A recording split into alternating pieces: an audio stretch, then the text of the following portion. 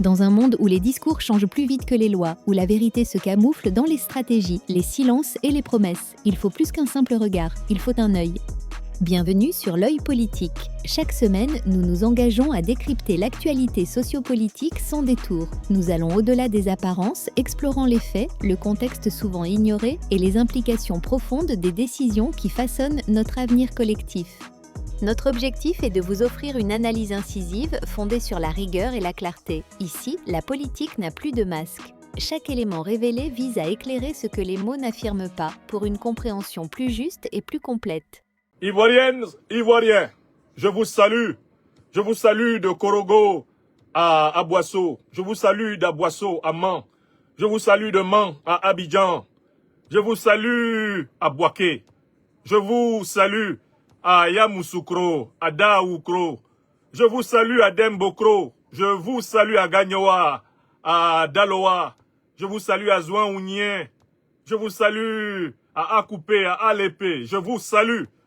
Je vous salue à Kong, à Ferké-Sédougou, grand peuple africain de Côte d'Ivoire. Je te salue à Béoumi. Je te salue dans toutes les terres vivantes de l'homme. Et je n'oublie pas mon petit village Abidji de Sikensi, Saikensai. Je te salue, peuple de Côte d'Ivoire. Nous avons suivi, non sans ahurissement, même si c'était prévisible, le spectacle désolant, honteux, incongru, avilissant, écœurant d'une soi-disant présidente du Conseil constitutionnel ivoirien, énonçant la liste des soi-disant candidats retenus à la soi-disant élection présidentielle de la République de Côte d'Ivoire. Je voudrais vous donner une analyse à chaud de cette décision incongrue, qui n'est pas une surprise, mais qui montre à quel point la haine du peuple ivoirien est ancrée dans l'âme d'Alassane Dramane Ouattara et de tous les bandits qui l'accompagnent à la tête de ce pays, avec la bénédiction du néocolonialisme français, dont il est venu obtenir l'assentiment avant de procéder à cette énième violation des normes élémentaires d'une civilisation politique. Dans mon analyse, je commencerai par rappeler que l'acte que vient de poser Alassane Dramane Ouattara, car en effet, la présidente du Conseil constitutionnel n'a fait que lire l'ordonnance qu'il lui a transmise. Cet acte-là est cohérent par rapport à tous les actes qu'Alassane Dramane Ouattara a posés en Côte d'Ivoire depuis 1989. Ça, c'est le premier point que je vais établir, pour que nul ne soit surpris. La manière inimitable de s'asseoir du tyran était telle que, par un atavisme insurmontable, il ne pouvait que faire ce qu'il a fait. Deuxièmement, je vais rappeler pourquoi, incontestablement, toutes les candidatures qui ont été validées à cette élection sont des candidatures anticonstitutionnelles, sont des candidatures criminelles, sont des candidatures scandaleuses, sont des candidatures en réalité qui sont un crachat purulent à la figure du peuple ivoirien. Je dis bien toutes les candidatures, sans exception, parce que toutes sont le résultat de la manipulation d'Alassane Dramane Ouattara. Ça, je vais le démontrer. Et enfin, troisièmement, mais je vais m'intéresser à l'avenir immédiat et à moyen terme de la Côte d'Ivoire et essayer de dire, à partir de ma connaissance du sujet ivoirien, ce qui va se passer. Dans les limites du disciple, du raisonnable et du nécessaire, en ce lundi 8 septembre 2025 sur la terre des hommes. Je vous invite à partager ce direct et à l'archiver afin de vérifier point par point les choses que nous vous disons aujourd'hui. Vous vous rendrez compte que dans toute cette affaire, il y a un opposant politique, Guillaume Kibafori Soro, qui a été capable de prédire et de prévoir tous les coups qu'Alassane Dramane Ouattara a portés ces années dernières au peuple ivoirien. Et qui d'ailleurs a compris pourquoi il ne servait en réalité à rien d'aller déposer, alors même qu'on a exclu des listes électorales, une candidature à cette pour-élection. Il y a une déclaration du président Guillaume Soro qui est sortie avant la décision du pseudo-conseil constitutionnel. C'est une déclaration qui est un gisement de profondeur et de sagesse. Nous allons l'évoquer dans la troisième partie de cette allocution. de cette conférence. Si vous partagez le projet de cette conférence, encore un tour de parole.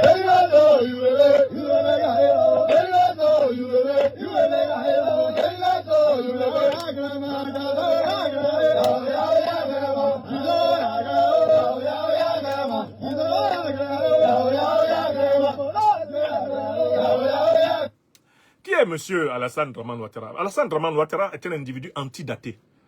Il est connu pour avoir 3 actes de naissance pour la même vie. Parce qu'il a toujours eu des problèmes avec l'acceptation de son africanité. C'est un ennemi de l'Afrique.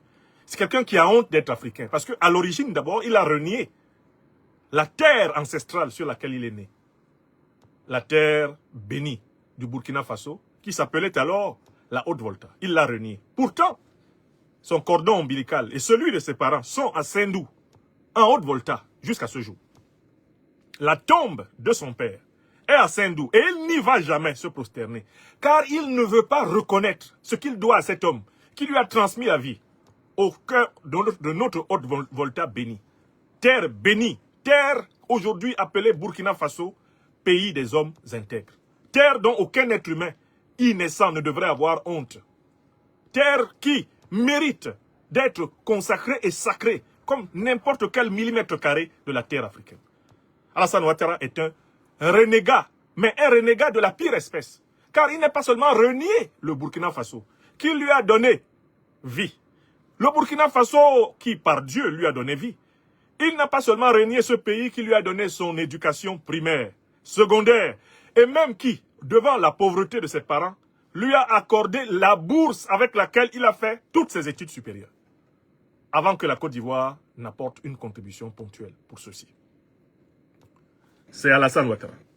Malgré cela, cet homme a été coopté par les néocolonialistes français et a été intégré progressivement dans les administrations du FMI, de la Banque mondiale, et plus tard de la Banque néocoloniale et coloniale de la France en Afrique, appelée tantôt BCAO en Afrique de l'Ouest et BEAC en Afrique centrale. La Banque du franc CFA, monnaie coloniale française, créée en 1945 par De Gaulle pour piller les richesses de l'Afrique et assurer la gratuité des matières premières africaines à la puissance coloniale et néocolonialiste française, jusqu'à ce jour. Ouattara est un pur produit d'une triple trahison. Trahison envers lui-même et ses racines. Trahison envers son pays d'origine. Trahison envers l'Afrique. Triple trahison. À laquelle il ajoute depuis un certain moment une trahison envers le peuple de Côte d'Ivoire qui a été bienfaisant et bienveillant, hospitalier envers lui. Ça, c'est un homme de la quadruple malédiction. Triple trahison et quadruple malédiction. Les mânes ancestraux du Burkina Faso ne peuvent que maudire Ouattara Dramane, qui a été l'un des agents de la déstabilisation du Burkina Faso les plus acharnés. Jusqu'il y a seulement quelques jours, il tentait encore un coup d'État contre le Burkina Faso. Malédiction de l'Afrique. L'Afrique dont il est un ennemi, puisqu'il a toujours été dans tous les coups fourrés contre la souveraineté monétaire, politique africaine. Allant même jusqu'à menacer les chefs d'État en leur disant de ne pas parler parce qu'on les entend jusqu'à Paris. C'est une scène publique avec Alpha Condé. Alpha, attention à ce que tu dis, hein. On t'écoute jusqu'à Paris.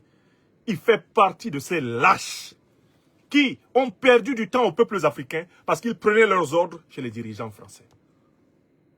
C'est un traître, l'Afrique. Et on sait que c'est l'un des plus grands saboteurs du projet de création d'une monnaie africaine de l'Ouest indépendante.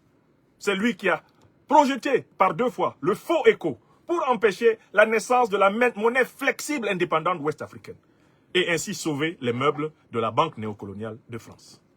Ouattara Dramane. C'est ce qu'il est. Cet homme-là, je continue à le décrire. Il arrive en Côte d'Ivoire recommandé par ses maîtres néocolons français et surtout par une citoyenne française dont il est tombé amoureux et qui était devenue une courtisane de la classe politique ivoirienne. Après avoir perdu son époux, professeur de français en Côte d'Ivoire, Dominique Folorou Nouvian, qui deviendra dans les années 90 Ouattara, après avoir été une proche courtisane du président Houphouët-Boigny vieillissant, dont elle abusera tranquillement de la faiblesse.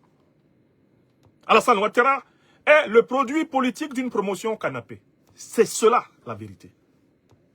C'est par les merveilles et la générosité d'une femme qu'Alassane Draman Ouattara a pu approcher le président Houphouët-Boigny. Il l'approche au moment où sa vigilance faiblit. Il l'approche au moment où ses jours s'assombrissent. Et voilà comment cet individu entre dans la vie politique ivoirienne. Entrer dans la vie politique ivoirienne, il y souffre d'un problème, c'est qu'il n'a pas un passé commun avec les Ivoiriens. Il n'a même pas été comme nous autres, camarades de classe des Ivoiriens. Il lui faut donc se fabriquer une popularité artificielle en Côte d'Ivoire. Comment cet individu diabolique va-t-il procéder? Il va lui falloir exploiter la fibre identitaire. Il crée la carte de séjour des étrangers ivoiriens de Côte d'Ivoire, ce qui permet de pourchasser les Maliens, les Guinéens, de pourchasser les Burkinabés, de pourchasser les Sénégalais, de pourchasser les étrangers africains en Côte d'Ivoire et même de les confondre à cause de l'identité de plusieurs patronymes africains avec des Ivoiriens du Nord. Une fois que les Ivoiriens du Nord commencent à être confondus dans les contrôles aux faciès, les contrôles de police, les contrôles aux patronymes, etc., Alassane Draman Ouattara lance la création d'une charte du Nord, une esquisse d'un mouvement sécessionniste du Nord. Il prétend, à travers cette charte du Nord, défendre les Ivoiriens du Nord qui sont confondus dans les contrôles de police qu'il a lui-même inventés avec leurs frères du Mali, du Burkina Faso, du Sénégal, du Niger, de la Guinée et même du Ghana. Ainsi, Alassane Ouattara se positionne-t-il en Côte d'Ivoire comme le défenseur des exclus qu'il a lui-même créés. C'est Ouattara qui a fait dériver le concept culturel d'ivoirité sur le terrain politique. Comme Premier ministre, il procède au bradage de l'économie ivoirienne avec ses amis néocolonialistes français, occidentaux et moyen-orientaux. C'est le responsable des pires privatisations, des maillons les plus vivants de l'économie ivoirienne des années 90, Ouattara Draman. C'est lui qui prépare la Côte d'Ivoire au coup de massue de la dévaluation de 1994. C'est Ouattara Draman qui plie l'État de Côte d'Ivoire à toutes les normes du FMI, de la Banque mondiale, qui fait de la Côte d'Ivoire, en réalité, un État surendetté. Ouattara Draman. Mais il ne s'arrête pas là. C'est le plus grand brutaliseur de l'opposition ivoirienne, après le retour du multipartisme. Il attaque les cités universitaires, massacre des étudiants. Il attaque l'opposition. Et un certain 18 février 1992, il menace de tuer le président Laurent Gbagbo et ses compagnons de l'opposition ivoirienne de cette époque-là. C'est la même menace qu'il fait peser à l'instant où je vous parle sur le président Laurent Gbagbo et tous les dirigeants de l'opposition. Alassane Draman Ouattara est passionné par le crime. Le crime est chez lui une manière d'exister. Il a besoin de sang pour se sentir puissant. C'est un homme profondément mauvais. Il est mauvais, il est maléfique. Alassane Draman Ouattara va tenter donc par la suite une série de coups d'État, jusqu'à celui qu'il perpètre en cette année 2025. Car il s'agit bien d'un coup d'État. C'est un coup d'État de plus qu'il est en train de perpétrer. En 1993, quand le président Houphouët-Boigny décède, officiellement le 7 décembre, Ouattara veut voler la fonction de président de la République en violant l'article 11 de la Constitution, qui prévoit pourtant que l'intérim du président soit assuré par le président de l'Assemblée nationale. Il s'appelle alors, ce président de l'Assemblée nationale, Aimé-Henri Konan Bédié. S'appuyant sur son allié, président du Conseil économique et social d'alors, Philippe Grégoire Yassé, tentant de s'appuyer sur le chef de l'armée, à l'époque le général de brigade Robert Gueye, tentant de s'appuyer sur le secrétaire général du PDCRDA d'alors, le ministre Laurent Dona-Fologo, qui a témoigné, Alassane Ouattara veut usurper le trône.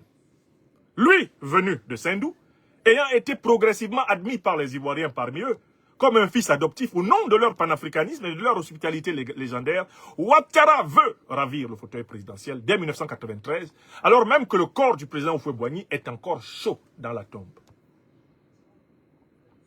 Heureusement, le général Robert Gueye lui dit à l'époque non. Heureusement, le secrétaire général du PDCRDA, feu le ministre Laurent Dona-Fologo, lui dit à l'époque non. Et ils ont tous témoigné. Ce sont des faits irréfragables. Alassane Ouattara n'a jamais démenti. Ouattara s'enfuit et essaye d'instrumentaliser le Front républicain avec le FPI du secrétaire général Laurent Gbagbo d'alors pour faire un coup d'État contre le président Bédié en 1995. Pendant que Laurent Gbagbo se bat à la régulière par les manifestations de rue, Ouattara espère que ses partisans dans l'armée vont renverser militairement le régime du président, Henri Konan Bédié. Ça ne marche pas. L'homme reste en exil. Il a créé le RDR, un schisme du PDCI-RDA, entre-temps. Et à partir de cette période, Alassane Ouattara s'installe dans la rhétorique victimaire. On ne veut pas de moi comme président parce que je suis musulman, je suis du Nord. Or, ni du Nord, ni musulman, il n'est. Car, de mémoire de mangeurs de porc et de consommateurs goulus de toutes les bouteilles de vin et de champagne de la terre, on n'a jamais vu un tel musulman. Par ailleurs, pour ce qui est de la Côte d'Ivoire, il est inconnu dans les villages du Nord. Voilà pourquoi il ne s'installe même pas pour sa villégiature à Kong, le supposé village de son père. Ouattara trouve comme village Assini Mafia, sur les flancs de la côte atlantique, dans le pays à Bouré, dans le pays à Ladjan, dans le pays à Caen.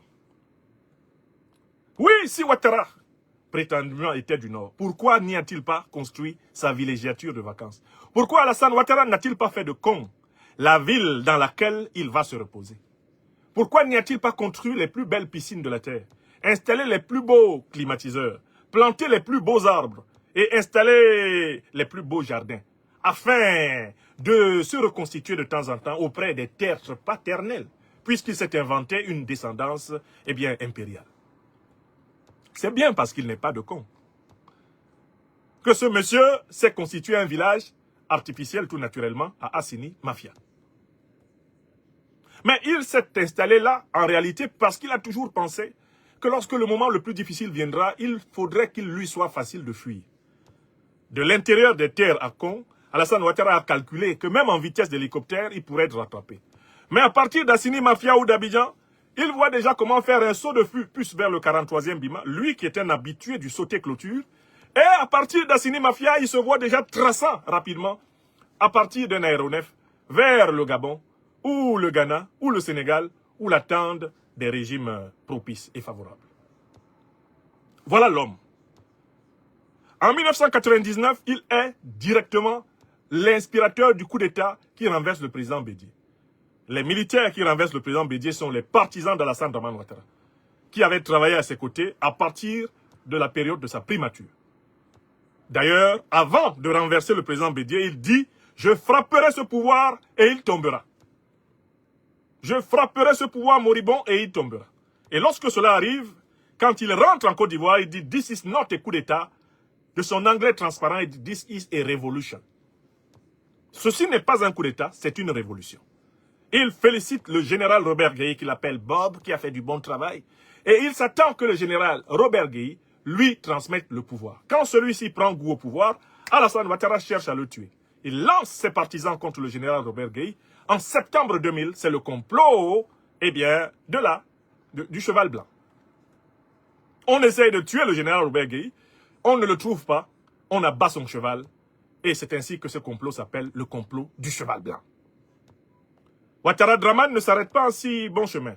En octobre 2000, face à Laurent Gbagbo qui a battu Robert Gueye, certes dans une élection réduite à 2, Alassane Ouattara essaie de reprendre le pouvoir par la rue. Cela aboutit à l'effroyable charnier de Yopougon. Ouattara s'enfuit encore. Le 6-7 janvier 2001, ce sont ses partisans qui, à partir du Burkina Faso, lancent la tentative de coup d'État dite de la mercenaire noire, coordonnée opérationnellement sur le terrain par un certain sergent Ibrahim Koulibaly. Celui-ci échoue, bat en retraite au Burkina Faso, alors favorable à Alassane Dramane Ouattara en raison de ses origines dans ce pays.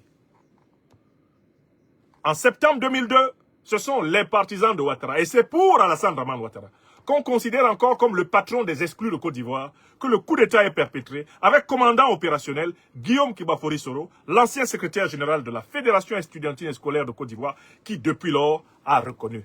Ce coup d'État, on l'a fait pour Ouattara.